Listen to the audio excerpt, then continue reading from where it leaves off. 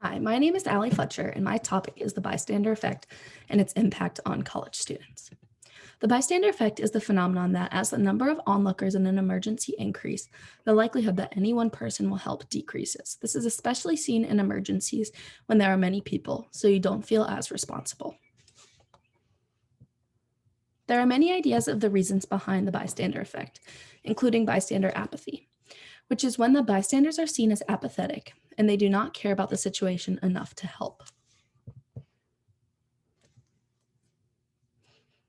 However, there are steps that are needed for helping to happen, which can help overcome the bystander effect. These 5 steps are notice, interpret, take responsibility, decide how to help, and then the final step of actually helping. The bystander effect occurs when there is a problem in the taking responsibility step. Here is some background into the bystander effect, which is the story of Kitty Genovese, which is one of the first famous examples of the bystander effect. Kitty Genovese was brutally assaulted outside of her apartment building while 38 bystanders witnessed it happen and didn't intervene.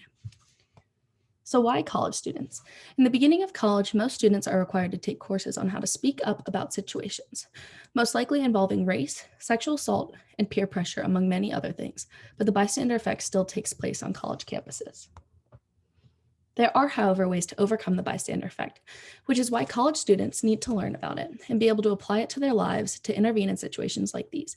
One important way to overcome the bystander effect is intervention training, which I will talk about later. There are many studies that have analyzed the bystander effect in regards to college students, which also provide solutions to why the bystander effect occurs and how to overcome it. I'm going to share 4 studies with you that have provided these solutions. In one study by Banyard et al., they analyzed the effect of social norms in communities on college campuses and their effect on the bystander effect through pro-social bystander intervention training.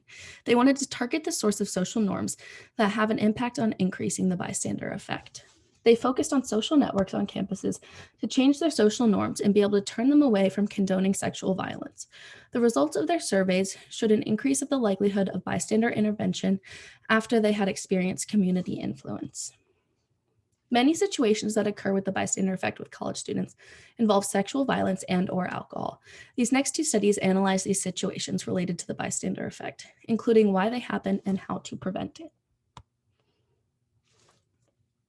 In a second study done by McMahon et al., they had students participate in an educational program that would teach them how to intervene against sexual aggression.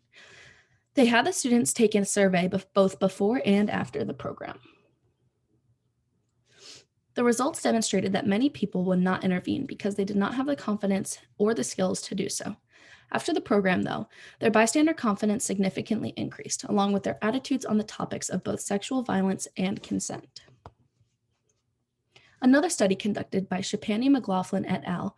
Analyzed the correlation between bystander behavior and binge drinking in college-aged males. They sent college males a survey and had them complete a web program that addressed pro-social bystander behavior in sexual violence situations. The surveys resulted in 43% of the respondents have been binge drinking in the past 2 weeks, which concluded in binge drinking being significantly related to lower bystander behavior based off the survey results and less positive outcomes during intervention.